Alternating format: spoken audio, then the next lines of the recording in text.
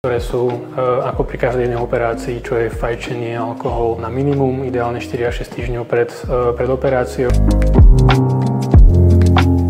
Takže pred operáciou prsníkov je dôležité mať stabilnú váhu, mať stabilnú aj žľazu, čo znamená, že po povedzme kojení, aby aspoň rok bola tá žľaza neaktívna kvázi, aby sa ten prsník nejak nezmenil. Je ideálne mať čo najčerstvejšie sonoprsníkov alebo nejaké vyšetrenie prsníkov, aby sme videli, či tam nie sú nejaké aktuálne zmeny, ktoré treba riešiť prioritne. Následne sú to veci, ktoré sú ako pri každej jednej operácii, čo je fajčenie, alkohol na minimum, ideálne 4 až 6 týždňov pred operáciou, najideálnejšie úplne vynechať. V podstate pri tých prsníkoch záleží veľa od toho, čo tam budeme robiť, čiže pokiaľ